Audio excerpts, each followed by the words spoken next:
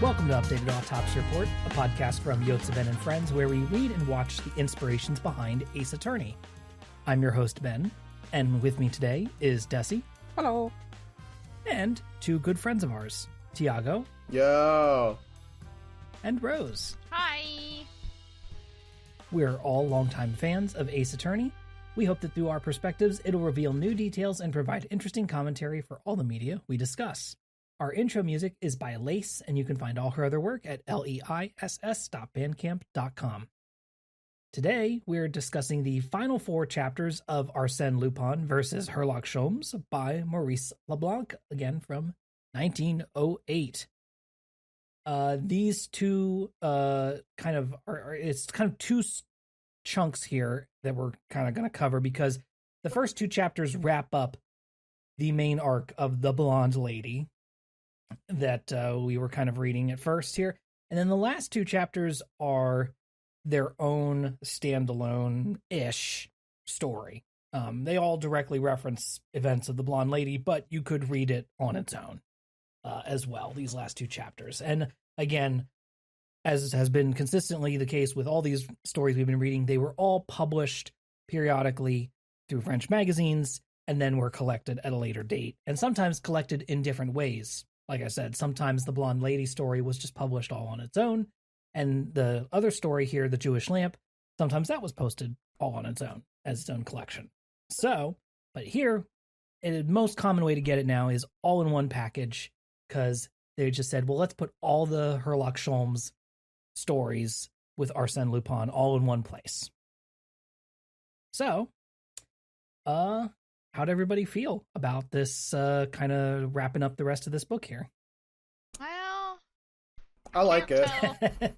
Can't tell if it's because I am being menaced by French people in real life, or what, but I've been felt like I didn't love the second half as much. Still more fun than doing Sherlock Holmes versus Moriarty again, but I was just kind of like, oh yeah, the secret passages. Oh yeah, of course, the secret passages. Yeah, it's like so passages. easy.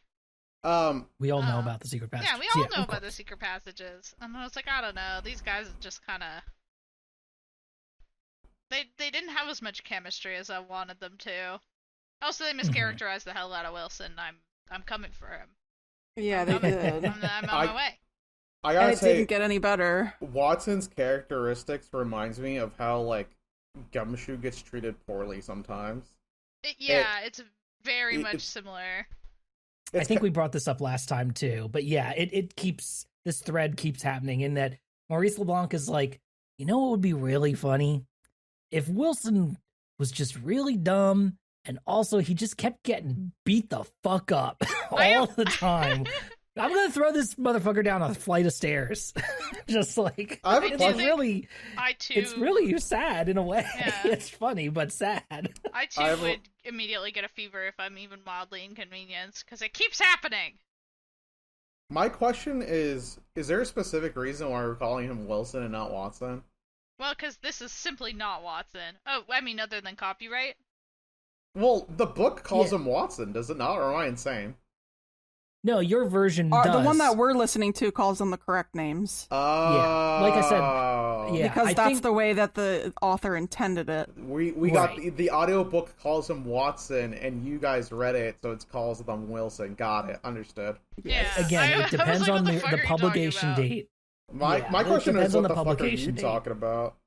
Some of the copies of the books still say Wilson and Sholmes, and then I other am pretty sure the Sherlock. audiobook that we were listening to, they did actually say Wilson a couple times. Yeah, no, there was a couple they times. flubbed it. They 100% flubbed it a couple times, and I was like, I know who. Goofed it. B.J. Harrison, the guy who narrated that audiobook. That's kind of funny. All about. Wow. He's not gonna well, actually, he might listen to this. B.J. Harrison, I'm sorry. I think he did a pretty good job. I like the voices because it makes the characters distinct. Your Arsene Lupin does kind of get me a little flustered. I'm done talking. I found him a little Okay. icky. I was like, this entire second half, I was just like, I don't think either of these guys I feel like I'm reading, like, Am I the Asshole on Reddit, and the answer is everyone sucks here. Like... Rose, can I put something on the table? Yeah. Problematic age gap yaoi. No, I like that. I just think Okay. that they don't have the chemistry that I want them to have. I wrote in my notes that I was specifically disappointed I didn't get problematic age gap yaoi. So here's my thing, is that I'm going to comment on a very specific scene that did immediately unlock that thought into my mind later. And it only occurs in the second half of what we're going to talk about today. Mm-hmm. Mm-hmm. Mm-hmm. Because I was grocery shopping today, and I was like, oh, let me get that audiobook done. And as, of course, whenever anybody listens to an audiobook while grocery shopping, you forget one fucking thing you're supposed to buy. I forgot to buy fucking body wash, and now I'm gonna be stinky. Oh, stinky! I have some no. left over. It's just that I like to have a backup in case. But I'm on my backup, so. Mm-hmm. Uh-oh. No one needs to know this. I'm done talking about it. I think we're, like, very hashtag relatable right now. Because, like, yeah, it does suck. And when you are listening to something, you forget your shopping list. I need to be medicated. Would you like me to read the summary for the first story? Please. God, please, Ben. All right. In An Abduction, Sholmes returns to the apartment of the LaRue brothers, and after realizing it is a Destange-designed home as well, he sneaks into a cellar door and finds one of the secret passages connecting all the houses Lupin uses.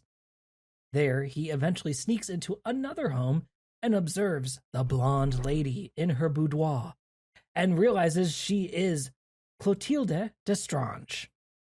He arranges to apprehend Clotilde on his own without police assistance and whisks her away in an attempt to catch Lupin. However, surprise, their getaway car is driven by Lupin, and now Sholmes is the apprehended one.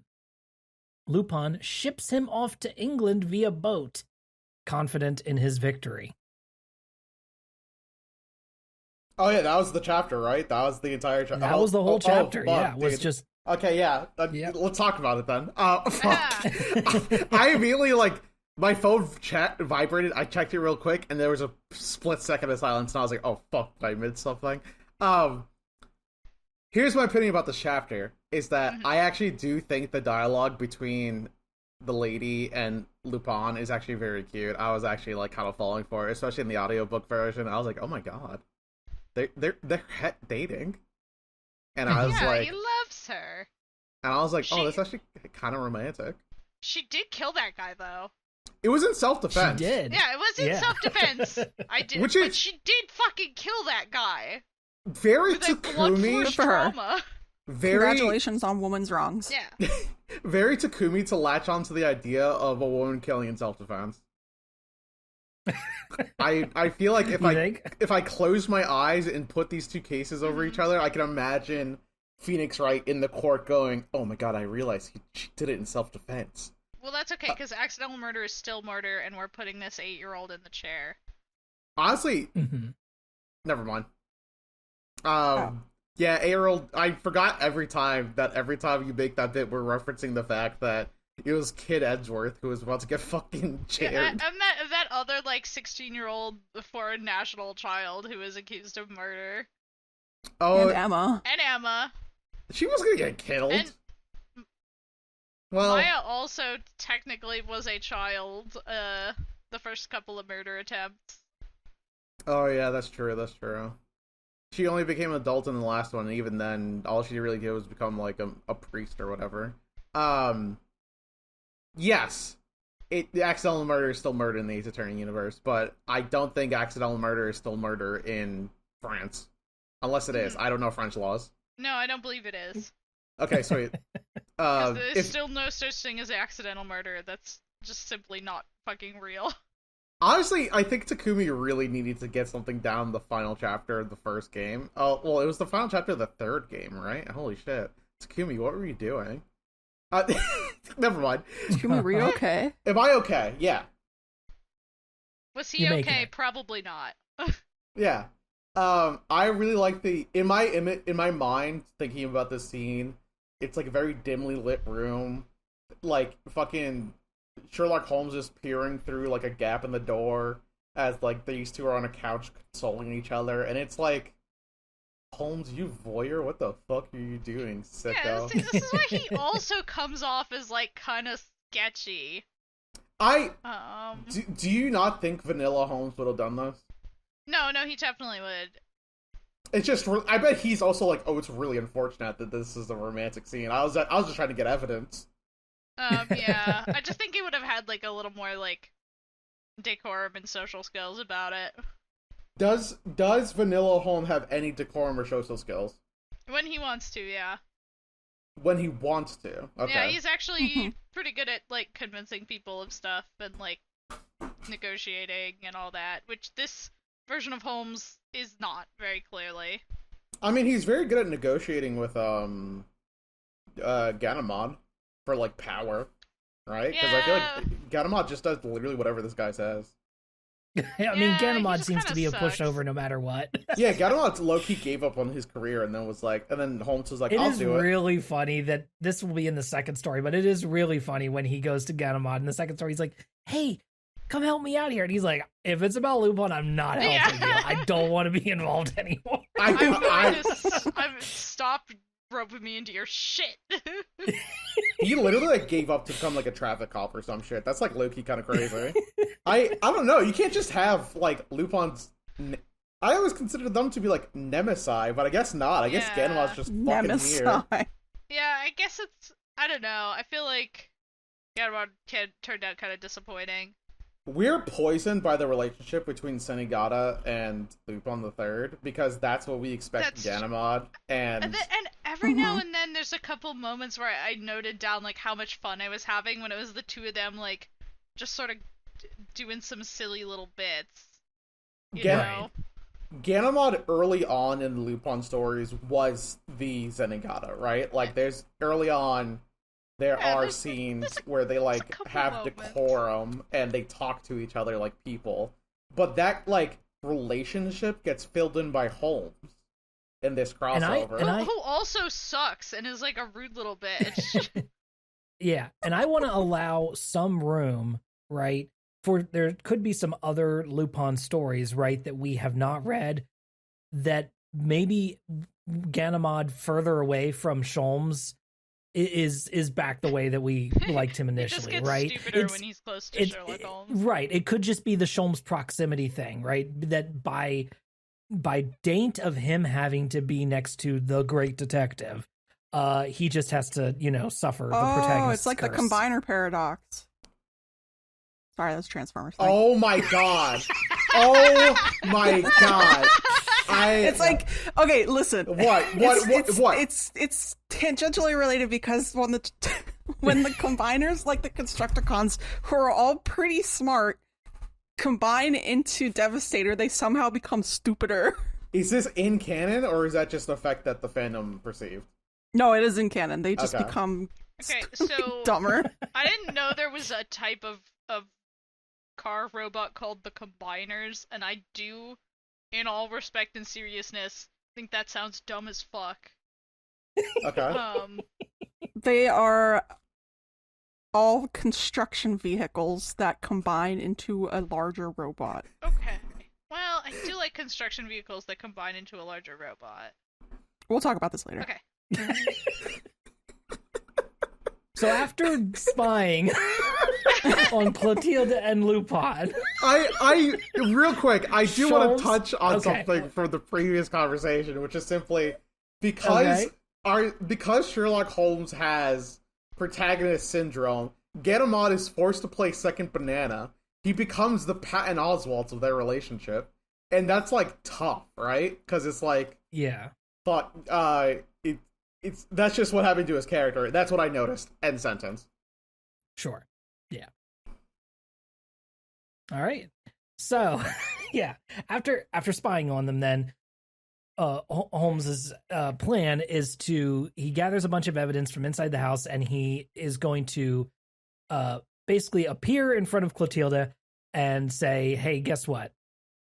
I know that you've been working with Lupin. Come with me if you want to live." Essentially. And she does a pretty good job at first, dealing with him. But then, she eventually acquiesces to his demands to come out to the car. And she's like, now let me just go make a phone call, and gather my things. And he's like, okay, go right ahead. He would never. Sholmes. Yeah, I was a little startled by that. He also becomes stupider in proximity to anything. Yeah. So, of course, obviously, she made a very important phone call notifying somebody of her situation. We don't know who. Who could it be? Yeah, who could it be? And it's very funny because Sholmes specifically says that he goes out and gets a chauffeur to drive the car, one who looked good-natured but dull-witted, and told him to wait there. And then as they go back out to the car, then he's like, driver, you're going the wrong way. You're not. This isn't where I told you to go. Yeah, he fucking gets and he so starts mad. shaking him, and the driver just slowly turns his head 90 degrees and looks at him. And of course, it's Lupin. Mm-hmm. It's a little guy. Then Lupin takes him on a 2-hour drive out into the fucking countryside. Seems excessive. And Sholmes just goes, okay. Like, I'm not going to just jump out of the car can't be going that car. fast. It's the olden days. Yeah. Just open the door and roll. Yeah. It's really there's a few contrivances here that maybe if I had more historical context would make sense, but it does feel like in any movie or any other story today, if you weren't tied up, you'd just go, okay, grabs door handle and rolls out. Yeah, you must have can been and should really do that fast. now, even though cars move faster. Like, do not be taken to a secondary location. Wait, Rose, Get out. what if I die? If you're taken to a secondary location, you're extremely likely to also die. That's So a you fair may as well point. try jumping out of a car. Have you done it before? I Jumping haven't. out of a car? I got so the story. I don't want to go into that story. I'm fine. Nothing bad happened to me. I was a stupid kid. That's the story, right? Is that Sure. as a child, my child-proof door was unlocked, and I went, "Ooh, yippee!" I'm fine. The point being is that it scares me to jump out of a car, No, but I also mean, you shouldn't do it. You should avoid it if at all possible. yes, I but- agree. There are Don't do it if situations- it's not necessary, Yeah. but if you're being taken to a secondary location, We against all your agree will, that if you're jump being the fuck out. if you're being taken to a secondary location, When do Sherlock whatever Holmes you can. is being taken to fucking tertiary ass location here. He's like driving all over the Right. goddamn place. But have you considered And it's they're a Frenchman they're taking him driving to the ocean front as well to load him on a fucking boat back to England. Which is kind of funny. And Like, hey, just yeah, get in the car. just like fucking Yeah. Garfield shipping Nermal back off to Yeah, Abu yeah, Dhabi. It's exactly like that. Yeah. So there's a very funny bit. You are going to give me your word of honor that you will not try to escape from this boat until you arrive in English waters. I give you my word of honor that I shall escape if I have an opportunity, replied the indomitable Sholmes. That's fair. And then he's like, and throw you overboard 10 miles from the shore. I can swim. I hadn't thought of that, said Lupin with a laugh. Excuse me, master, let us finish.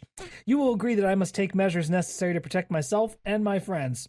Certainly, but they will be useless. And yet you do not wish me to take them. It is your duty. Very well, then. And then they tie him up. They just tie him up. And yes, then he tells the ship captain specifically to go slower as well, and not make it, not Take make 11 time. hours instead of 9. Right, so that to essentially wait delay until Sholmes's this time before you drop him off at the ferry station. right, so that he cannot get on a train back to France. So that happens, but obviously the story's not over. The story So- not over. Lupin is so cocky in this segment. He's straight up like, "I win. Take that, Sherlock He Holmes." is very confident here. I do really. I kind of like how bitchy he gets in front of Holmes. I don't know.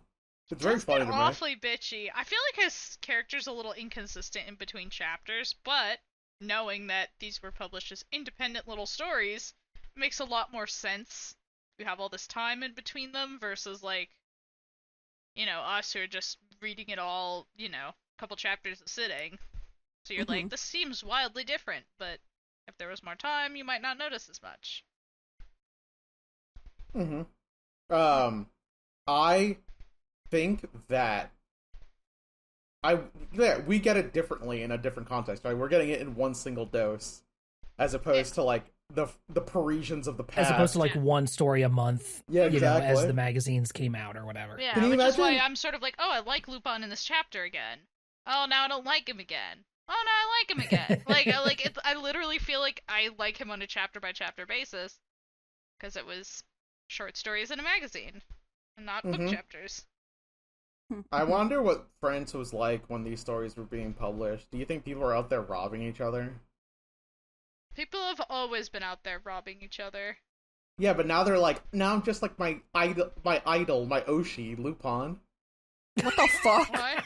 Yeah, were there Lupin like stands and impersonators? Is that what you're saying? That does sound fun. I bet that would happen. I don't know.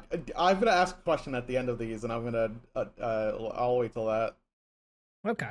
Should I go into the next summary then? The next summary has a little bit more meat to it. It does. Yeah. Yeah. All right. Well, then in the second arrest of Arsene Lupin, a telling title, we meet a new sexy and clever man named Felix Davy, who is moving out of his apartment full of tricks, traps, and secret doors. Yes, it's Lupin. He successfully moves out his belongings, but at the last moment, Herlock Sholmes appears. Finally caught, the two have their final exchange in an empty room, and Ganimard sweeps in with the arrest. However, when Clotilde telephones in, Sholmes prepares to lure her, but Lupin offers up the blue diamond to ensure her safety. The detective agrees and holds back on giving the information needed to catch her to Ganimard. While Sholmes and Wilson hop on the train back to England, Ganimard doesn't even get Lupin out of the house before a wacky elevator trick and some assistants break Lupin free. Sholmes and Wilson hand their tickets to the conductor, who bids them a fond farewell, and of course, reveals himself to be Lupin, who thanks them for the wonderful adventure and challenge. The thief and the detective swear they will meet again. I do like the relationship between Lupin and... I was gonna say Sholmes, but then I realized what I actually care about is the relationship Lupin has with his fucking apartment building. He loves his apartment. He does. He's like, I made this. I customized this thing. It's got so many cool tricks. It is. He's got RGB in his apartment. I fucking have lived here for 5 years. He even wrote down to future historians, like, oh, by the way, Lupin resided here, and then he goes, now that I've made a connection to the people of the future, I may go. And I'm like, damn, Lupin, that's so cool. I mean, it seems like it's a really cool house. It's one of those things where it's like, the trick was there were just all secret passages built in these houses. And there's no, does anybody remember, wait, who here played Ruby Sapphire Emerald? I didn't play the original Ruby Sapphire Emerald. I only played Omega Ruby Alpha Sapphire. Okay, but do you remember the Trick Room guy? The Trick Room guy? Yes. No. Oh. Sorry. I wish to have video games. It's just a guy who lives in a little house, and you go behind a little hole in his wall, and he makes different trick rooms, and you have to get through them to get the little prize at the end. It makes me think of that. Is it the TM Trick Room? No. Why isn't it? He just gives you a lot of cool stuff. But it was Gen 3, bro. Oh, okay. So, like, in the remake, where they had Trick Room, it could have been Trick Room. I don't remember much from remake. Me neither. I love the remakes. I just don't remember. It's just been a while. while. All going on here. I'm thinking really hard. I was not allowed to buy a GameCube with my own money as a child. A GameCube. I wasn't allowed to buy a Game Boy. I couldn't afford a GameCube. Yeah. I bought a GameCube with my own money as a child. That was the first time I think I ever bought anything for myself. I asked, Mom, can I please buy a Game Boy if I save up all my allowance? And she said no. What the fuck? Which is so funny because nowadays she'd be like, "Oh yeah, buy whatever you want." Well, she now got she has no better. control. No, Yeah. she figured out the video games were fine. Actually, it just took a while. It took my a dad miss. was like, "Oh, thank God," because he loved Pokemon the whole time. My dad loves Pokemon so much. Damn, my dad would never. Your dad would never like Pokemon, or your dad would never prevent you from playing video games. My dad, both. Okay, understood. I think I do like this final scene where like they talk to each other and Holmes explains how he was able to come back, and it was simple as you told the driver to make sure to get to the port by 1 a.m., an hour after the train comes. However, I moved the clock back 1 hour and tricked him. It's such a simple little trick, but it's so fun. I like he- it. Yeah, no, I liked that. Yeah. Yeah, exactly. Feels Ace This Attorney. was It this was feels definitely the Lupin. moment where I was like, yeah, this felt like something that again would have stuck in young Takumi's mind, and because we have so many instances of clock shenanigans in Ace Attorney. Time is so important.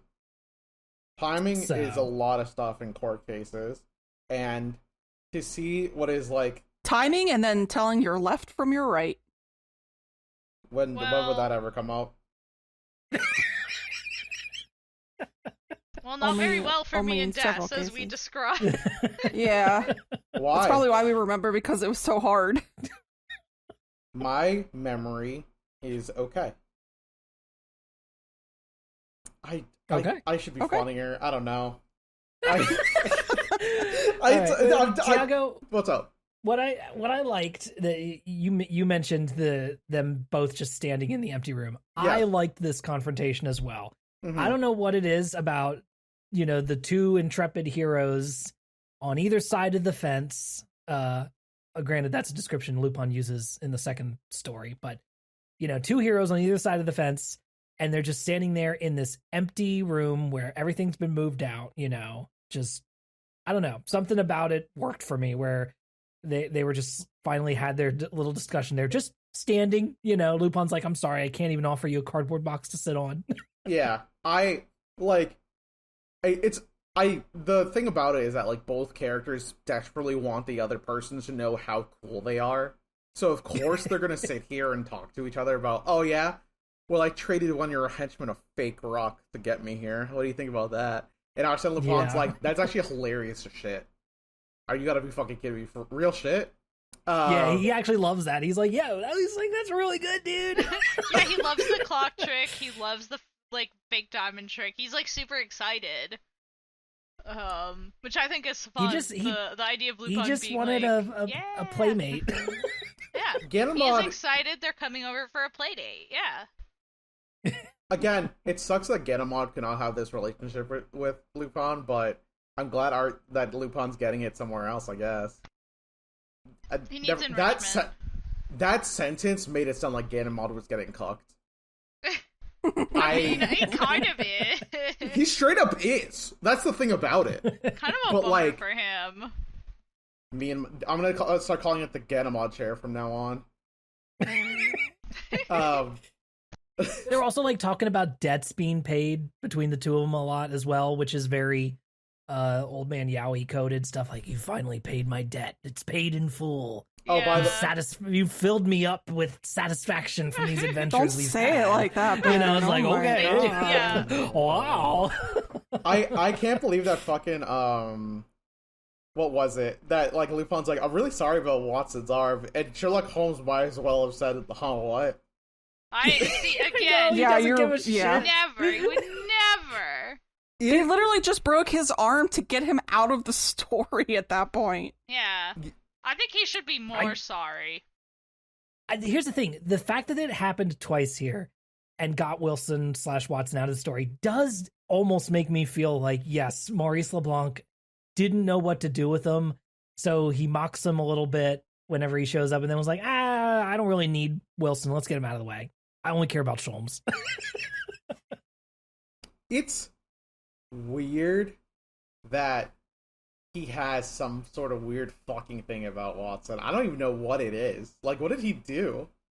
It just makes me laugh. I don't know enough cultural context here to like say if there's some reason behind it other than just being kind of funny about it, like being like this is a little bit of a finger in the eye to the Doyle estate type thing or what. I don't know, right? Like I genuinely couldn't say, or maybe it's just that he was just like, I thought it'd be funny, right? He could have just thought it would be hilarious to do this. I do think I genuinely don't know, but it is just, I don't know. I find it, while I'm sad about how Wilson is treated as somebody who likes a Watson type character, it is still kind of funny because it's so mean.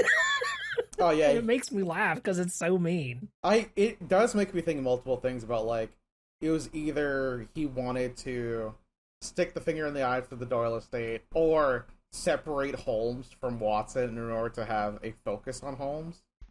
Like, yeah, there could be like a narrative purpose for all this, but also the narrative purpose of it is what, Holmes being more dickish, unchained Holmes.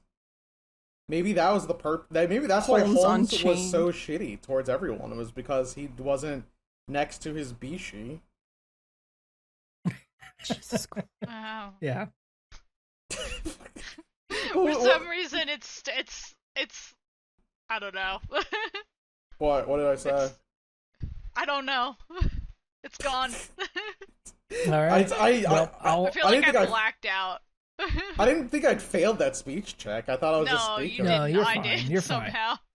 Oh, you failed the listening. I will read a quote here then from near the end of their conversation, in which Maurice LeBlanc tries his best to land the most epic shit he can write. Very well. It's your play. What are you going to do?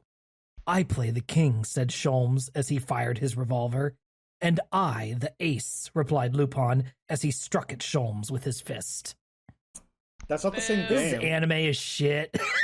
Not that hype, though. You know, it is like slow-mo, like shit going on between these two. Maybe my problem is that I immediately just went, wrong game, Lupin.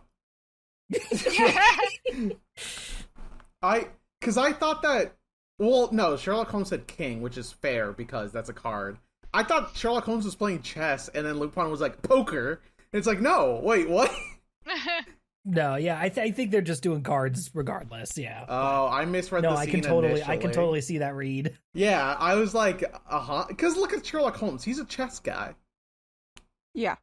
We all know that. I understand, yeah. Okay, well, now that, I guess in retrospect, the thing is, you don't play a king when you play chess. Like, you move a king, but that typically would be... your king is not a useful piece in chess. But think about it. Holmes is a wild card himself. He himself would find a way to use the king as a move. Maybe. I think maybe you're on maybe something. the only way to win is not to play. Maybe the only way to win is to shoot them both. I play Uno reverse. I'm sick of these boys. They remind me too much of Redditors in this chapter. And oh my god. I think that's like also maybe a funny yaoi concept, but I'm just also like, come on. Two Redditors at yaoi? Let me think about that. Let me digest that. Yeah, think about it. It's just like, I don't know. Come on. Like, which one's the mod and which one of them is banned? Jesus Christ. Who closed the thread? Who closed the thread? Lupin keeps mods have been shadow banned. Lupin keeps making more and more alt accounts and returning. Yeah. No one can get rid of him. They can't figure out where his IP is. Is everybody who has an account in this subreddit Lupin? Are you all just alts? Fucking icon. Yeah. How many literatures can we get in here? Holy shit. Oh, Ben, boy. that actually got me. Yeah, I have a great idea for a fan fiction. That got me. 200 members for this subreddit. 199 of those accounts are all run by Arsene Lupin. They're all like 1 week old. The other old. one account is run by Holmes. Yeah. Oh my god, man! Holy shit, that got me feeling. That's actually really fucking funny. Oh, like one of those people that construct like elaborate fake Discord servers of like a bunch of people, and it's all just them Oh my pretending god, to be that dude. person. Like pretending to be a bunch of different people. That is somewhat terrifying that could happen in real life, but it's even funnier for Holmes to just type into the chat, alright, at Lupin, and it adds every single person in the fucking lobby.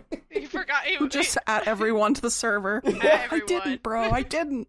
At everyone, alright, who's Lupin? Which one of you chuckle fuck?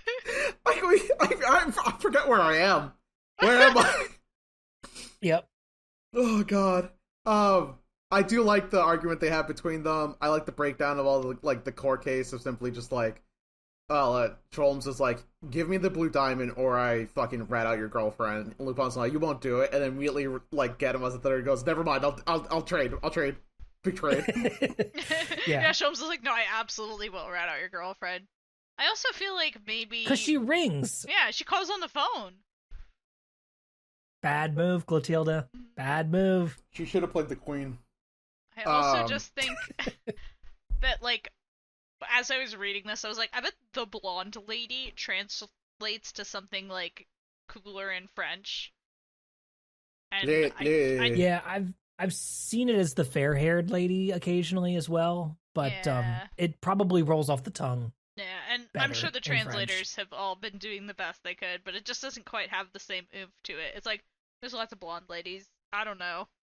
The thing about it, though, is that it explicitly reminds me of the first killer of Great Ace Attorney. What's her fucking name that I can't remember right now? You know, the Jezebel. Yeah, Giselle Brett. Yeah. Giselle Brett. I'm just like, is that... The assassin girl. Yeah, like, remember her secret name is Assassin? Yeah, that was really stupid. Can you blame me for not remembering that? Because, like, holy shit. I'm so mad about that one. That information left my brain. Yeah, like, the whole thing is that, like, I can't imagine her as anyone but. And it's like, alright, who is this? Yeah, everyone gets away scot-free. There's a scene where, like, fucking Lupin is like, I believe what occurred... Oh, no, I'm actually thinking about the end of the fourth chapter. Never mind. I mean, yeah, what happens here is Ganimard arrests Lupin. They do the switch with the diamond and Sholmes says then, okay, I won't rat out your girlfriend. And Ganimard's like, oh, wait, what are you talking about? You just spoke to her on the phone. What's the information? Where's she going to be? And Sholmes goes, I don't remember. Yeah, just straight up, I don't know. I don't know. Yeah. And Ganimard's like, are you fucking kidding me? Who is it? So that's kind of funny. And then, then Sholmes and Wilson leave and head to the train station to get on their train because they want to leave promptly. They fucking hate this country. The timing, we have to allow the timing to fudge a little bit here, I think, because otherwise it just doesn't quite work. Because Lupin then gets in the elevator with Ganimard, and it rockets up to the top floor, up to like the servants' floor at the very, very top floor. Mm-hmm, mm-hmm. The door opens, and two of Lupin's goons are standing there, pull him out, and say bye-bye to Ganimard, and the elevator immediately drops all the way back down to the first floor, and Ganimard stumbles out in front of all the other officers, like, again, almost just like a Looney Tunes cartoon, and he's just like, "Ooh, where'd they go?" Yeah, it's very strange that Lupin's able to do this, but also he is, like, Bugs Bunny-esque, so... It just... Sometimes physics just works that way. He stole my physics.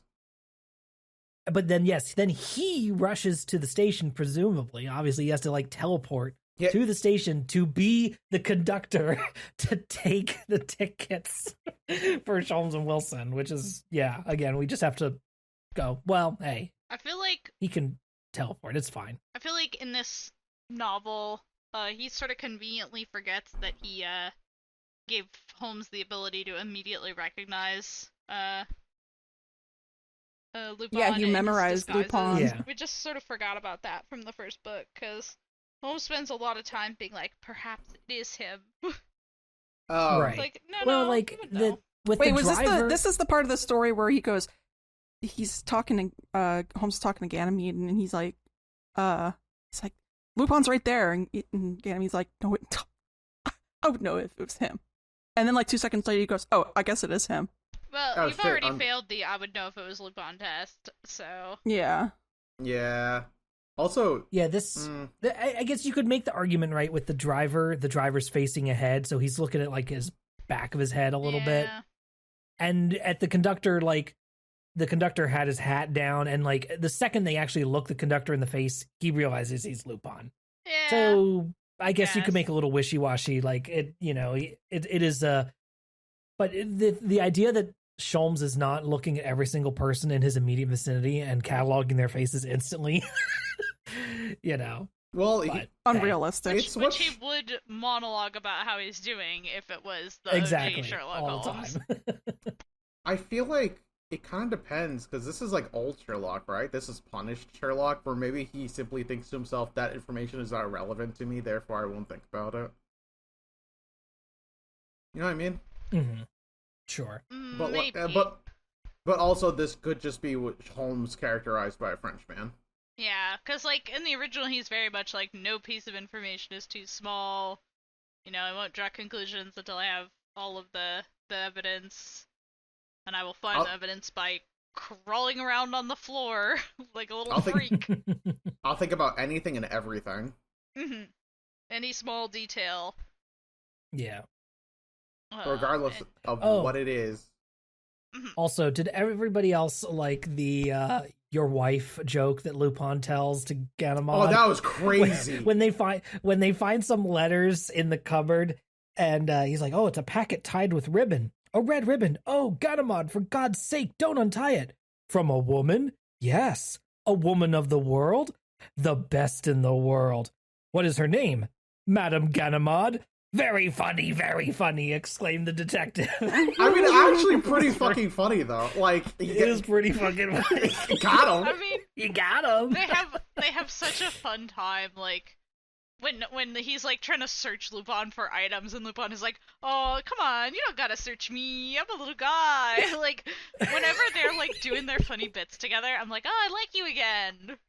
Yeah, that's what. And it's then he just best, becomes for sure. insufferable whenever Sholmes is around, and I guess maybe that's also a character decision because he's trying so hard to be cool.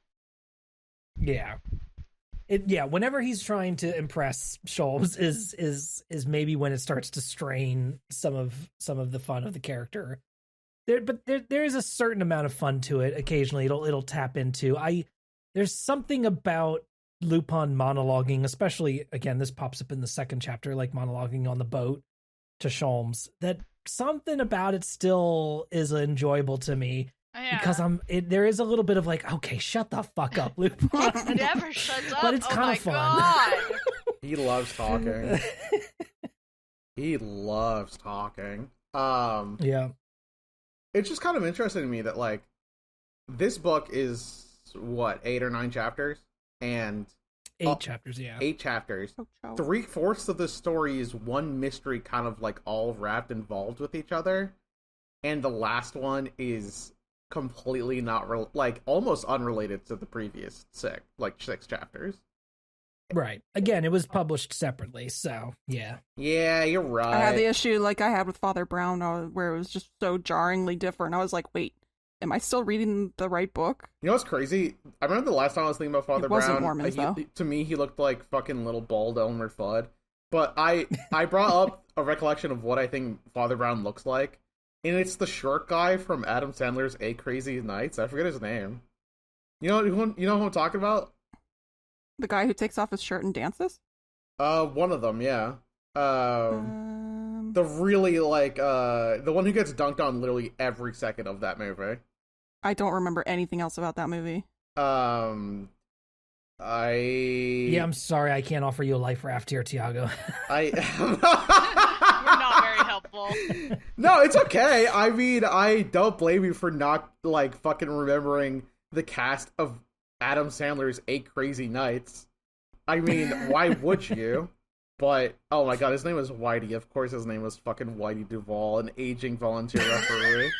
But that's on me for not fucking remembering. I googled it. Anyway. Where was I? That it was a jarring change to the what was it, the Jewish lamp or something. Yeah, it's a straight... That wasn't on purpose. I didn't mean to bring up 8 Crazy Nights as we're about to go into the Jewish lamp story, but that happened to work out, I guess. You said, "Where am I?" so sincerely, and I was just like, "Where is he?" Where did you go? I hope you have I fun. think you're on the Discord call still. We're recording podcast right now. Hi, the dog is here. Oh. Hello, dog. Hello, Tiago. My name is Ben. Oh my god. We're currently recording And with a podcast me is my right good now. friend Rose. We're gonna make it. But yeah, I enjoy Lupin seeing them off as the conductor. That's like a good note to leave off the story on, right? And they're like, "Let's be and pen so I think pals." that's yeah, and obviously we get one last jab in at Wilson, and because he's like, "Oh, we recovered the blue diamond." He's like, "And I got my arm broken," and he's like, "Who cares about that? We got the blue diamond." Yeah, truly. Yeah, really. Like, Never. Watson gets dunked by literally every single person in this fucking story. It's frustrating because there's like, and this will relate to the next chapter we discussed, I think. But like, there is a original story from the original Sherlock Holmes, opposed to Herlock Sholmes, where Watson is shot, and Holmes is furiously angry and almost kills a guy. Yeah. And is Yeah. like, if you'd killed him, you would not be leaving this place alive. Like, Besties. yeah, like it's very gay. But also it's just sort of like they're very clearly extremely devoted to each other, and generally Holmes doesn't use a lot of violence. He like punches people sometimes, but Yeah, a like, little bit of fisticuffs. yeah, but... yeah. He always makes Watson carry the gun. He's like, "Hey, bring your Yeah. gun." Like, You're the gun guy. you're the guy with a You're the gun. certified you know how to gun shoot dude. that. I'm the punch guy. You're the gun guy. Uh-huh. So, This is how it works out. He discombobulates. But anyway, Well, yeah. just weird characterization all around. He would never be like that. This guy is messing up my blorbos. My blorbo. And I'm he's gonna French. read a. I'm gonna read a quote. The true crime. From the next chapter because it's immediately next here. But since it's relevant to what we're talking about, because again, regarding Wilson, we go right into the next chapter, chapter 7, the Jewish lamp, and almost the second or third sentence is Wilson gazed up at him, Sholmes, as a dog lying curled up on a rug before the fire might look at his master, with great round eyes which have no hope other than to obey the least gesture of his owner. Was the master going to break the silence? Would he reveal to Wilson the subject of his reverie and emit his satellite into the charmed realm of his thoughts? Just like, That is the Ick, most. wow. Ick, gross, ick. so mean. That is- He's so Also- mean to Wilson. Also, my dog does not look at me like that. I That's tell the you most what, she looks at me, insane she's like, "What sentence. problems can I cause today?" like, I read that sentence and I had to highlight it and be like, am I reading? Yeah, okay, Yeah. man. Ick, He ick, really ick, didn't like gross. Watson. It's so funny. He It's just hates like, okay, Watson. man. For no reason. I think there's a reason he was breathing. I guess. I think he's projecting. I think he's He might beefing be. with Conan Doyle, and he's projecting. Because he could never write a good enough assistant for Lupin. Yeah, Lupin just keeps getting. I don't know. I'm just guessing. Listen, Lupin just. Well, it's probably because they were suing the pants off each other, but Probably that too. Lupin just keeps getting these various women that he falls madly in love with, air quotes, and then randomly discards for another beautiful woman who he falls madly in love with. I would do Yeah. it too if I saw a woman. Discard them? No, I would fall madly in love with them. Mm-hmm. Oh, okay. Tiago loves every woman. Hey, if you're a woman, nice. Great work, keep it up. Only if you want to, though. All right. True. In the Jewish lamp, Sholmes receives a letter from a baron asking for his assistance with an unsolved theft. And in the same delivery, gets a letter from Lupin telling him not to intervene. Of course, Sholmes does, and arrives in Paris only to find a young woman, Alice, warning him again to buzz off, along with many people in the street proclaiming his arrival. Excuse me.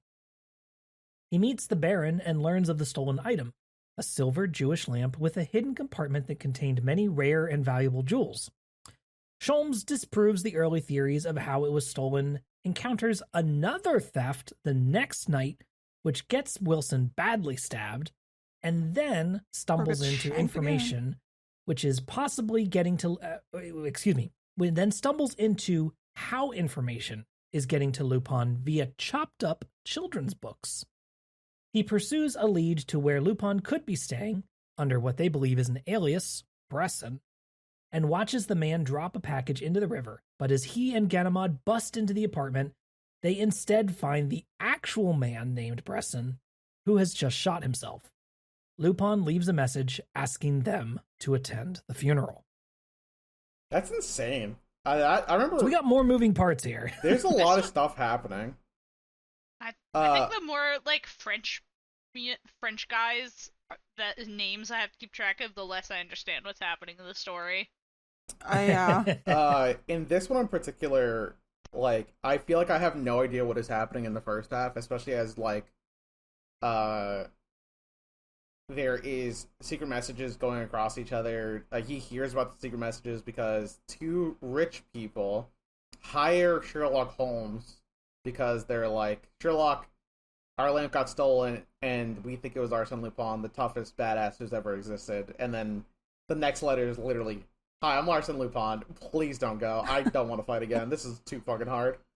And then, like, fucking the insane shit of, like, a parade walking down the street of people saying, hello, Sherlock Holmes, welcome to France, is so fucking funny. Like, literally just, like... all these guys walking around with sandwich boards on that says, Arsene Lupin versus Holmes is gonna happen again. Please, come on down. The second battle. Pay for the whole sequel. Buy your tickets, pay-per-view. It's kind of incredible. I do like that scene a lot. It's almost surreal, right? Because, like, it establishes this, like, world in which that Arsene Lupin... I mean, he's always had a lot of connections, but truly in this moment, it's like, okay, this is overwhelming. Yeah. And he asks them in the letter not to come. Alice, then, this girl, who they don't know her name at the time, but she shows up and says, don't investigate this theft, actually. And of course this just encourages Sholmes even more. He's like, oh well, absolutely, I'm gonna do this. I gotta fight this dude. See, if Lupin didn't want him to come, do you know what the easiest fucking thing to do would be? Not send a goddamn telegram. Yeah, just not say anything at all. I mean, maybe he would have still come, but, like, the original Holmes often will not take money for his cases. He does them for fun, on account of being bored. So, like, just be like, oh, rich people, whatever. Oh, they say it's Lupin. They're rich. Fuck them. Just don't send the telegram, right. Lupin. It's so easy. He doesn't know that. Idiot. Yeah, it's kind of frustrating that, like, the things that are occurring are because there is a level of rivalry between Sherlock Holmes and Lupin. It makes you think how much easier it would be if this case wasn't tied to Lupin at all. He'd probably disregard it completely. He'd probably be like running in from like across he'd probably write a note to the fucking local police to be like, yeah, it was the maid or whatever. I don't know. Yeah, you can solve it. Rich people, and they're in France. He's not fucking going over there. No, that's too much effort, bruh. I hope that. What do I hope? I really like a dialogue in the next chapter. I don't know if it hit as hard as it did for other people, but we're gonna find out soon. So, I guess to kind of get into the rest of this, the nitty-gritty of what happens this chapter is, yes, Sholmes arrives at the Baron's place. He meets the Baron and the Baron's wife, and but does not meet their the Alice who's living there, who is the Baron's wife's assistant, I believe. I guess maybe she's also teaching the kids or something like that. She's like a governess or something. But yeah. So she's involved and is not there all the time, but is there frequently. And so the next night after Sholmes and Wilson arrive, then another, robbery happens, which then does steal. The people there come and steal all the little knickknacks that they can grab, which is something that Sholmes noticed was out of place the first time. He's like, well, they only stole the lamp. Mm-hmm. They did not grab your money on your nightstand or any of your other gems or necklaces or anything. And that's when Wilson gets stabbed. Literally, they try to pursue them. Wilson tries to shoot one of the robbers, and the guy whips around and stabs Wilson in the chest. That's kind of insane. And it's like an inch away or whatever it is, a quarter of an inch away from his heart or something like that. It's like very close. Inch and a half. He almost died. Very close to killing him. Yeah, this is, and Sholmes is like, whatever, he's fine. He almost Incorrect. died. It would have sucked. And Holmes is just like, all right, boyo, time to go handle my shit. Don't get too busy without me, Watson. Meanwhile, Watson's like that fucking image of Pym from Smiling Friends about to die. I haven't seen a lot of Smiling Friends. I just know that image, and I think that image is funny. I'm not going to either, in case anyone wants to talk to me about it. I just want to nip that in the bud. Alright, just lay it all the cards out on the table. I just wanted to nip that in the bud right before anything occurs. We won't be discussing this on the podcast or outside of it. Yeah, it's just a lot easier. Everything that happens in that house then is completely known to Lupin, and he even sends a note to Sholmes saying like, "Wow, you've done such a great job already. Good job, buddy." And Sholmes is so mad. He's like, "What do you think now? Are the walls of your house furnished with eyes and ears?" That's so funny. Actually, yes. And so that's kind of fun. But yes, it's sad what happens to Wilson. So Alice is one of the people who helps start taking care of him as he's in bed with a fever of like 102 or whatever. Yeah. Because he nearly died. Because he nearly fucking dies. And just nobody cares, huh? Except for me. No. Why do you care so much, Rose? It's just Watson. He's my little guy. And he's my little army and medic. I like him. And yeah. And he's hated by LeBlanc. That's straight too up bad. Despised for no reason. That's too bad. Listen, my favorite Watson is fucking Jude Law from the Robert Downey Jr. Sherlock Holmes. So it helps if you think that he looks like Jude Law. That really sort of enhances everything. This guy does not, though. This guy's a fucking chibi. Don't call him that. Don't call him that. Oh my god. Am I don't know wrong? Maurice LeBlanc started it. I agree. I guess. I didn't like it. Now you know how I feel.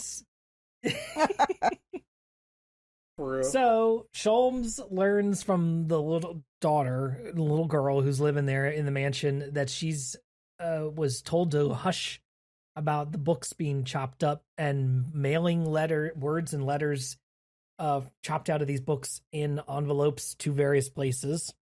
So he figures out that is how Lupin is getting news of what's happening. And he finds an incomplete message as well, is able to kind of piece it together based on which letters were chopped out of the book, and starts to go hunting for where Lupin could be nearby. And this is when I believe he bumps into Ganimard, or actually no, he goes to Ganimard and is like, "Hey, we should go investigate this apartment that I think Lupin could be staying in." Mm-hmm. And this is when Ganimard's just like, I don't wanna. Why are you always come to me? Why are you here? I don't want. If it has to do with Lupin, I don't wanna. And Sholmes is like, come on, and he grabs him by the scruff of his neck and drags him out.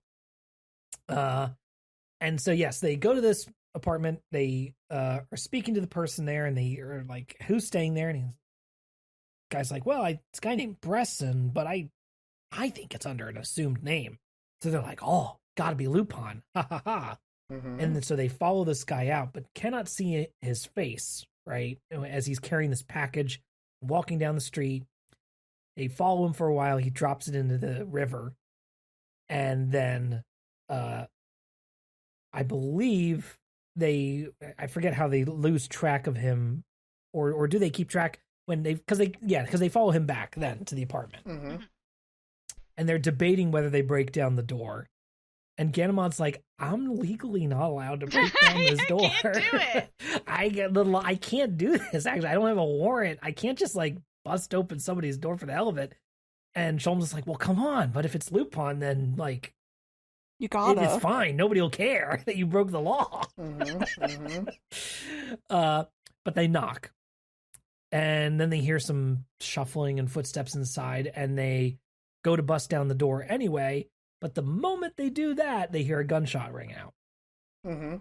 And that's so they get in probable there. cause, baby. Get in there. Fuck that door. Yep.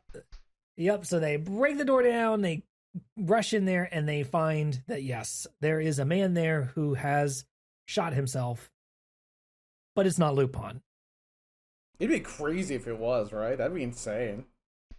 I don't know if I could handle that. That's kind of what Holmes immediately says, where he's like, no, that's not. He would literally never kill himself.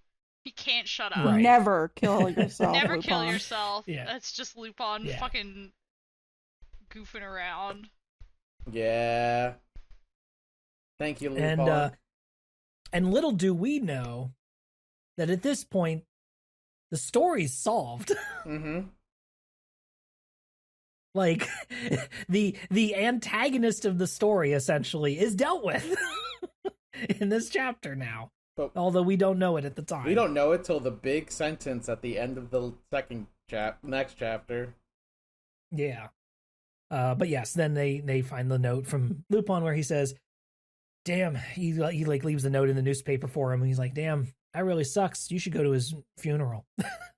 Yeah, just straight up like crazy that you guys got involved and now this happened. But yeah, go to his funeral. Why don't you? Also, which is it's funny that the funeral is going to be again. paid for by the city.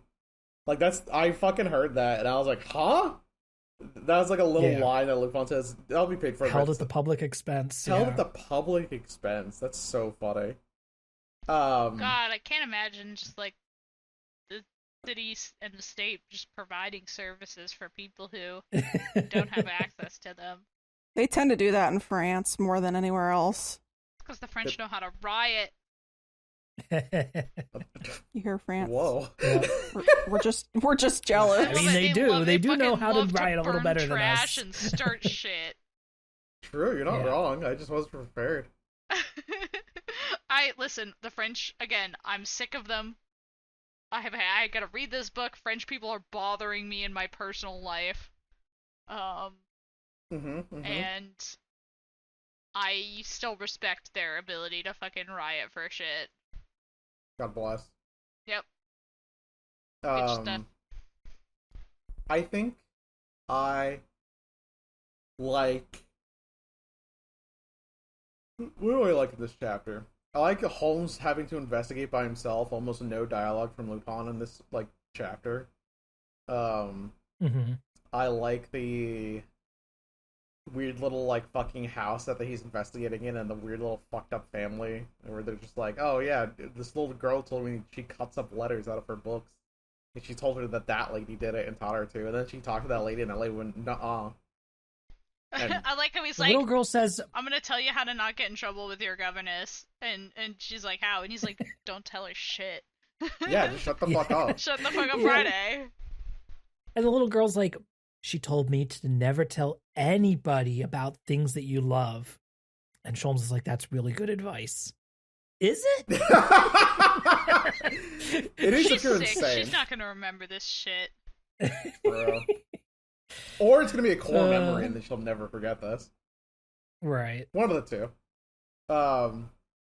Yeah, but the next chapter is the one I like the most. Okay. Well, in the shipwreck, Sholmes and Ganimard follow a suspicious man that they observed near the Bresson suicide, but encounters Lupin in disguise on a boat and the two engage in hijinks that strand them in the river. Lupin monologues while Sholmes stews, and the boat slowly sinks as they chat like some kind of Looney Tunes cartoon. Sholmes swims back to shore, and Lupin feigns getting shot by the police to escape. Sholmes then also fishes the lamp and jewels out of the box in the river, and then begins his great deduction before the Baron and accuses Alice of the crime. But in the process realizes it couldn't have been her, and that it was the Baron's wife instead. She exchanged letters with Bresson, and then he threatened to ruin her life unless she handed over the lamp and jewels. The house is now in shambles, and the crime is solved, so Sholmes escorts Alice away to a new life in England. On the steamer voyage, late at night, the two encounter Lupin, who congratulates Sholmes on another game well played, but reminds him that this is why he didn't want him involved. Lupin was just trying to help Alice out and return the jewels. Sholmes begrudgingly lets Lupin go, and the trio sail away into the early morning sunlight. It's really good. I like this chapter a lot, particularly in the part on the boat. The dialogue. So the scene that made me like really appreciate the problematic age gap yaoi between these two is the dialogue where Lupin is shouting at Ganimard, going, "Ganimard, don't shoot me! You might hit up my friend here. My God, please wait till I get into position," and then uses Sherlock Holmes as a body shield. He goes, "All right, now do it. Hit him in the heart. Get him. No, you missed, you fool. Do it again. My God, you don't know how to shoot." And like, it made me laugh. As if that dialogue is really Lupin fucking hijinks. fun. It's fun. I like how Sherlock Holmes is just there. You know what I mean? Like, and he's there, and he's like, this is kind of funny. No, he literally is like looking up in the sky, going, "I wouldn't trade anything for this right now. This is the high I get from solving mysteries. I love my life." That's exactly what he's thinking. And I really like it. I think that's neat. I kind of didn't care about the rest of the chapter. I don't know. These last two chapters are explicitly like, Sherlock Holmes is solving another mystery, and I'm like, okay, but where's our son? Where's Lupin? I mean, the thing is, he's like, "Oh, you ruined everything, Sherlock Holmes. You came in and you exposed all these secrets and you messed it all up." And on the one hand, like, yeah, sometimes exposing secret messes it all up. On the other hand, she was cheating on her fucking husband with a criminal. Like, Yeah. And he blackmailed her. You know what? He deserves to know. I'll be clear. He does deserve to know. I don't think Sherlock Holmes is a, like, incorrect person in this fucking thing. I mean, I think that, you know, if you're being cheated on, you deserve to fucking know. Yeah. I just didn't want the character Sherlock Holmes here. I wanted to read more about Arsene Lupin, and he was barely here. But he was very good at the end, where he had an improbable escape from the middle of a fucking river, where all the cops are shooting at him. Yeah. And then he describes how he does "Aren't you it. surprised to see me? I made it out." And Sholmes was like, "Yeah, no, I knew you'd be fine, buddy." Yeah, I knew that you were faking it. Yeah, I could see you were faking it from the way you felt. Good job. He's a little Sundada about it. Yeah. Oh my God. It's pretty funny. And, like, I like the part where, he asks him, like, how do you get out of it? He goes, "I just hid under the boat for, like, I don't know, half an hour. And then, like, my boys picked me up." I know, it's so simple. The one place they didn't think to look was directly under the boat. Yeah, I just kind of waited there. I like, kind of just, I toppled over the keel, pretended to get shot, hid under the boat, and then, I went past my buddies, and they picked me up. Yeah. No biggie. Yeah, my boys picked me up. It was great. I didn't have to worry about it. But yeah, them just sitting there on the boat, like, because they are standing on the boat at first. Lupin keeps monologuing. They sit down. They both take out their cigarettes and start smoking. Lupin keeps monologuing. he intentionally removes a board from the bottom of the boat so it keeps sinking, right? And the water just keeps going up to their ankles, to their knees. They're sitting, so it comes up to their butts, and he's just like keeps monologuing, and Sholmes is finally just like, "Oh my God, shut up! We're in the water now." It's just very like I can see it in my mind being shot from a real wide angle, like shot. Like a Wes Anderson film, right? And just constantly Lupin just talking as the boat just slowly goes under the water. Yeah, I think Wes Anderson would make a good one of this. He would do it up. Some guy just like monologuing like way too fast about a bunch of shit. Who would be Arsene? Would it be Adrian Brody? It wouldn't be a bad choice. I do like Adrian Brody. I mean, oh my God, I just started thinking of the hotel manager of Grand Budapest Hotel, and I was like, oh, yeah, I like that guy. Grand Budapest Hotel is a really good movie. Hey, everybody, let's just take off. Everybody at home, just turn off the podcast. Go watch Grand Budapest Hotel. But come back. And if you're one of those people who's like, I just don't get Wes Anderson, it's okay. I still like you. It's okay. It's white people thing. You don't have to tell me about it, though. It's all right. It's fine. Whoa. It's all right. Yeah, now let's take our next 20 minutes here and fan cast our Wes Anderson Lupin film. Fuck me, dude. I'm kidding. Let's not actually go for it. I was putting down my pencil. I was ready to go. I was about to pull up IMDb. I'm not against it. It's just that I need to think really hard about who could pull off Arsene Lupin, because I feel like if I fuck up, not ready to put that kind of thought into a Sunday evening podcast. If I like fuck up the answer, then it's over. Recording. Oh no, they'll know we're prepared and record in advance. It's not live. You wouldn't think it listening to us talk, but we do in fact record in advance. You wouldn't download I would. Never mind. Podcast. I couldn't even finish my fucking sentence. I gotta think here. I really enjoy every scene Lupin is in. I don't want to have a scene without Lupin, but I recognize that Lupin can't always be here. You know? He can't be in every scene.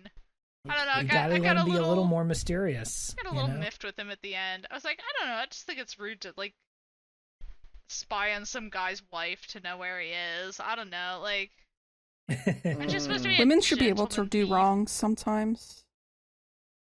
Sholmes does earlier say he's like, I can't believe I got beat by a girl. Yeah. They did say that a lot. When Alice is like completely stone faced when he accuses her, and he's like, damn, can't believe this woman is beating me. I mean, like, maybe if you just didn't, maybe if you took a little more into consideration. That was one of the things that I was like, wait a second, they do talk a lot about that. I think the part of the problem with that is it's like, oh yeah, the strong female character, but it's always in relation to like, and because she knows Lupin, she's magically transformed into a girl who is smart.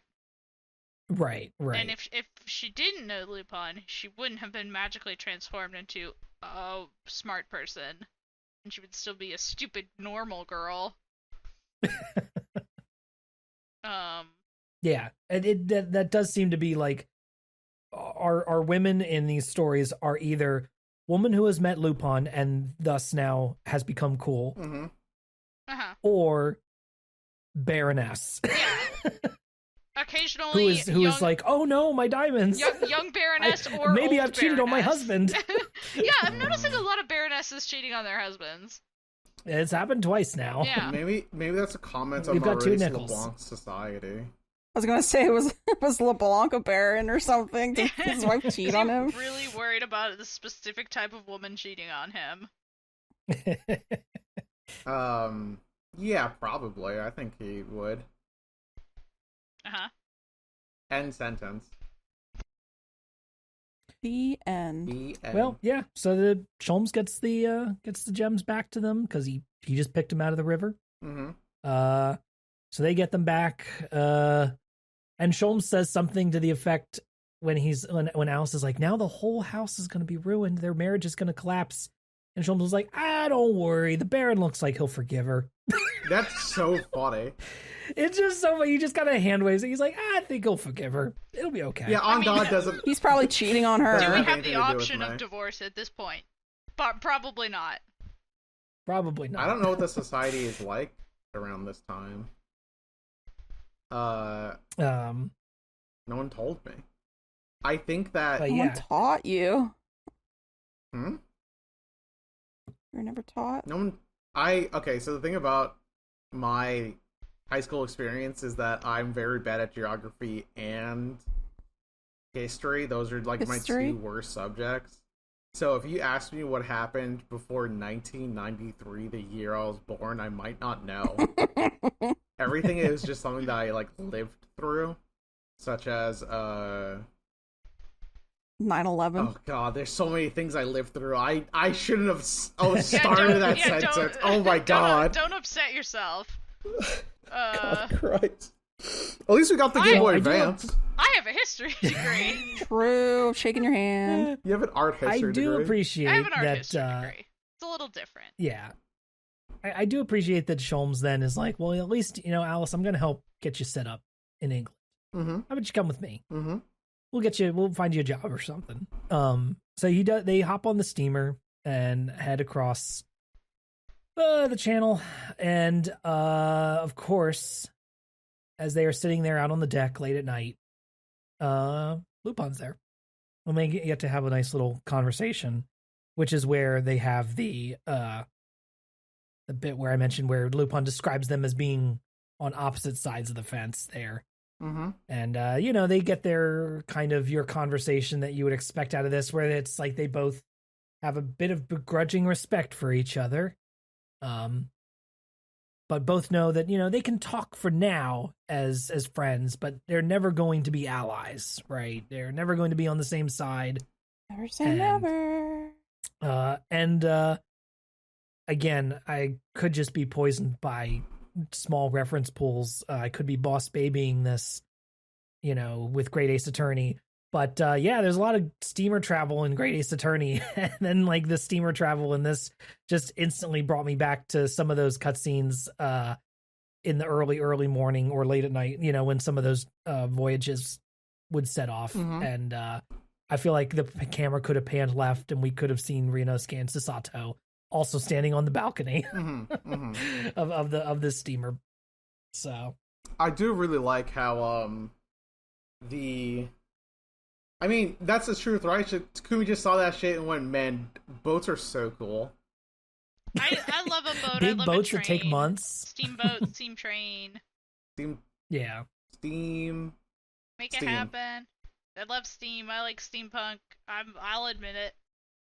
Ooh. Not like anyone could have not figured that shit out. I'm pretty sure.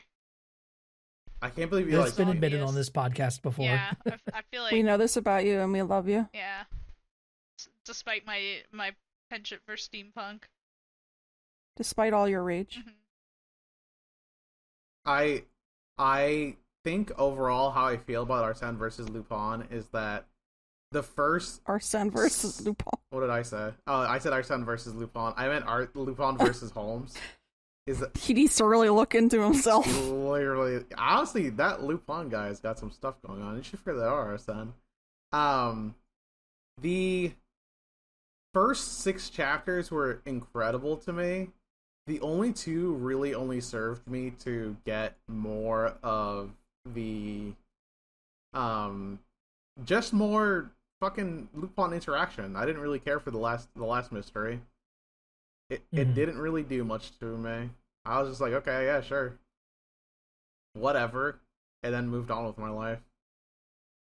I do think the ship scene is incredibly cool. That's like awesome. Yeah, it's a nice send off. Yeah.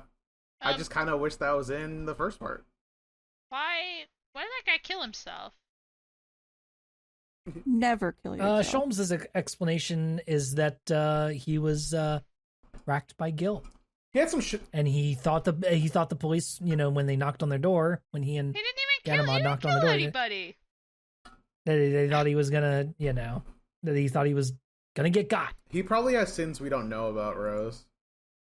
I don't know. I just felt like a guy fucking died, and everyone was like, not important. Yeah, he was a criminal, but like, Yeah. I at the end of it, I was just like, hey, why did that guy kill himself? I don't know. I didn't buy it. Like, Right. You didn't. It does feel a little convenient. I Yeah. did note that as well in my notes. I was like, this feels a little too tidy. I just don't know if that would have happened quite that way. Yeah. So tiny to the point that I think it's messy. Actually, Mm. bad job. Yeah. They put everything in the. They shoved all the shit under the carpet. Mm-hmm. They didn't actually clean anything. Got it. Okay, I'm kind of Yeah. with it now. Yeah. But yeah, so that's That's that. the full collection of Arsene Lupin versus Herlock Sholmes. I'm really glad we read this one because, like I said before on the last episode, this felt like a skeleton key for figuring out a key influence for Takumi on Ace Attorney as a whole, and obviously in particular, Great Ace Attorney. So it was nice to have this now in my databanks, essentially, so that I can be like, okay, I know where this shit's coming from. I like seeing what influenced creators I like. So it was neat to get this in there, as even though, as we said, occasionally some parts of the later halves of these stories kind of falter a little bit trying to wrap things up. Yeah, I agree with that concept. I liked a lot of this. I love the way that Arsene Lupin is written as this like mischievous trickster, but has, you know, hearts of gold. I just Sometimes, if the story calls for it. if the story calls for it. I just think that maybe Maurice LeBlanc should have just wrapped it up after the first 6, and we could have called it a day. Yeah, sir, you're writing your fan fiction wrong. How dare you? You mischaracterized my Oshi, and now you're gonna fucking suffer for it. Yeah. Well, I think much like many other writers I feel like I'm not alone. who had you know, wildly popular characters that people begged for more and more stories. I think LeBlanc did eventually get sick of writing Lupin stories. Oh, I believe it. Totally So, fair. You know, it seems to happen to all the greats who've written their famous detectives or thieves. So, yeah. Any other last thoughts then before we wrap it up here? Yeah, my last note is literally just like, why did that guy kill himself? My question was, did everyone like the scene on the boat? Because that was my favorite scene, and then I did like it. that was the one that made me go like, yeah, I actually do like the relationship between Herlock Sholmes and Lupin. Sucks that Ganimard got treated like that. Yeah, That he got flanderized a bit. But also Watson got treated like that, so I guess there's casualties on both sides. They literally compared Watson to a literal dog, like an Dude, that was dog. crazy. Hey, is this guy dead? I'm gonna kill him again. He is That's dead. crazy. Cannot stress enough how dead this guy is. He must have did that specifically to fight the Arthur Conan Doyle estate. Like, that was straight up like, I think that was actively malicious because it was insane. Yeah. You can't just say that, sir. What the fuck? He was a doctor. I realize he's a fictional character, but it's really just funny how cruel it is. It's so mean. Kind of out of pocket. It's genuinely, like, just not nice. He's a very smart and good doctor. He has a hot wife. Who's his hot wife? His hot wife is, her name is Mary. She's in the books. Okay. Thank you for telling me that. Yeah. He meets a girl in the course of the investigations and falls in love with her. Did that happen? Yeah. Can I tell you some bad news? Yeah. I realized that the reason I know that Watson eventually gets a wife is because in the BBC Sherlock, there's like a whole arc. Yeah. People get so mad. You're right. Tumblr got I know, so but mad. like that's what I don't like that's my frame of reference, but that's my frame of reference. It's what we've got to work with, yeah. It's what's my brain's got, you know. Yeah. Moral of the story: go watch Lupin Ranger versus Pat Ranger. Really good Sentai. Unironically, I think it's pretty good. I feel like Tiago and I have kind of avoided talking about Sentai. You have more self-control than me. Podcast somehow. I'm not saying that we have more self-control than you, Des. It's just that my brain is filled with too many interests, and yours has the one right now. Mine has one interest, and that's all I'm allowed to have. That's all I can have. And it's also Transformers 1. It's all Transformers, but Transformers 1 is a staple. It's a cornerstone. It really is. It's a keystone, if you will. Is that a Transformers reference? No, it's a Pennsylvania reference. That's funnier somehow. Philadelphia. Oh my god, shout out to my coworker who today was like, I see someone with an Eagles hat in the line. Okay. And I was like, go off, queen. Go get him. In an Evo I see someone with an Eagles hat. I gotta go. I gotta talk to him right now. I gotta fucking bail. Yep. All right. Well, I think that'll do it for us this week, folks. Thank you for listening. You can keep up with the show via our website, updatedautopsy.report, to stay up to date on everything that we do and get links to all of our socials. We also have a YouTube channel, which features Let's Plays and other fun videos at youtube.com/@yotsben. I recently got demonetized because YouTube claimed that we did not have enough original content on our YouTube, which is very funny because it's all original content. I was gonna basically. say, you think we could acquire this any other way? It's really funny to me. So Is that implying that we were making any money off of it? I know I wasn't making any money off of it anyway. So it's like, so who cares? why did they even demonetize us? What is the fucking point? I know. It made me laugh. Anyways, so, go anyway. complain for us. So you can follow me on all social media at Yotsben. Dessy, where can people find you? You can find me under Piles and Piles of Robots. I'm on Blue Sky at Dessy, where I will be turning a year older next week. Happy birthday! Oh yeah, you have to give us a 5-star review because Des' birthday is coming up. That's true. We It's do. the law. Need It's my some birthday. new Please 5-star review. 5-star. Give us a 5-star review and tell me your favorite Transformer. I command is. it. There you go. If you have a favorite Yep. Transformer, Write a send 5-star it. review. If you know some fucked up fanfic, send it. If you rate us 5 stars on Apple Podcasts, we will read it on the air. That's our And by promise. we mean Especially Ben. if you include a Transformer. Yeah. Especially if you tell me who your favorite Transformer Especially is. if there's So a leave us Transformer one. there. We haven't gotten a new one in a while, so we'd love to get a new review and read it from the air, or read it on the air. Excuse me. Your support and sharing that kind of stuff is the only thing that gets our podcast out there, because we do not pay for ads or anything like that. So We ain't got that kind of fucking money. Tiago, Yeah. you're next, right? About what? What? Oh, Where you what? where you can we at? find you? Oh God! I was like, whoa! What the fuck are you guys talking about? You can find me at Tiago S. Dutra on various social medias, up to including Blue Sky. On Blue Sky, I just talk about certain. I have no specific goal in my posting, and I think maybe that's what I should treat the internet right now, because it's kind of scary and awful out there. So I just post about shit I like. I like music. I like talking about music. I like talking about Magic the Gathering. I put hashtags in my bio in case you want to block that speech. Do whatever you want. I don't give a shit. Yeah, we live in a world, and I saw a post that was like, do not be afraid of flop posting. Post to your heart content, for that is the purpose of true life. And I was like, you know what? Actually, you're right. I'm just going to make posts because I fucking want to. Yeah. Wise wisdom. There you go. Thank you. And how about you, Rose? You can find me at Rose Nonsense, also on Blue Sky, where I am sometimes posting, although not usually, about Magic the Gathering.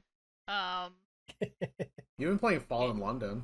Yeah, you can find me in Fall in London, where the summer event is fucking crazy. I've been hearing about it. Everything's so fucked up. It's the worst possible time to ever start playing a choose your own adventure text-based in-browser game, and you should start playing it right now. Go to fallinlondon.com. Be my friend. We're Again, not not paid. We're sponsored. not paid at all. I'm not being paid. They don't know I exist. They they re-blue skied one of my blue skies ones. I have no other relation to these people. I've been playing this game for 8 years. It's great. The writing's great. Did you say Blue Sky?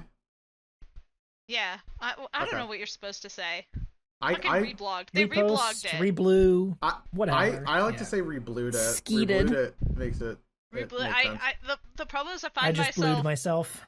I find myself defaulting to reblogged, and Yeah. that's like the fucking scene where the guy holds up the like 3 fingers wrong, and Glorious Bastards. Yeah. Fucking totally.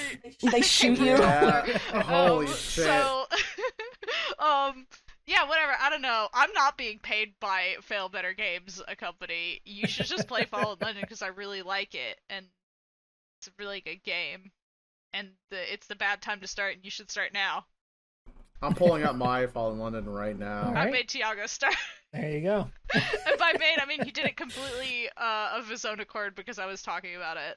You were talking about it so much, and I was just like, alright, I gotta see what these British bastards are up to. Des has Transformers, I have whatever the fuck this is. The problem is that, like, both me and Rose are, like, fans of London shit, but, like, whereas she's steampunk fanning, I'm, like, over here in my fucking Guy Ritchie being like, where's all the criminals? I want They're someone to in pull there, trust me. I want all the guns out. Yeah. I have so many guns. I know you do. 21 emergency blunderbusses, that's all I've got to say. What's Are you telling me you got 121 guns? Yeah. What's 9 plus 10? Oh, there's been a lot of math. I'm so sorry, everybody. 20. Let's wrap this Fucking shit Green up. Day song. Oh my god. Oh, God. Thank you so much for listening, everybody.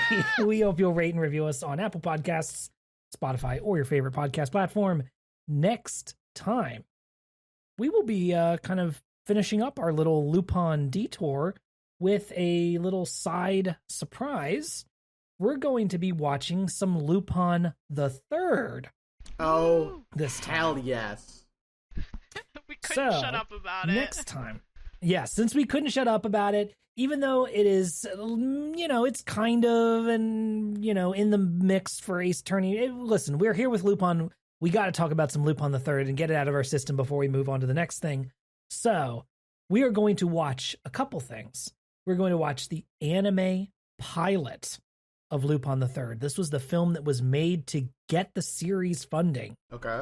So this is a short 10, 12-minute little pilot. You can find it online pretty much everywhere. I think it's on the Internet Archive. It's free, basically, because it's been preserved in a bunch of different places. So you can watch that pretty much anywhere. And then we are going to watch 4 episodes from season 1. 2 by the original director of the series, and 2 by Hayao Miyazaki, who directed quite a few episodes of season 1 as well. So we're going to be watching episodes 4, 7, 10, and 23.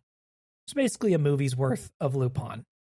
So that's what we are going to be watching next time, is, again, the pilot of Lupin the Third, and episodes 4, 7, 10, and 23. Kind of a little sampling of standalone episodes from throughout season 1.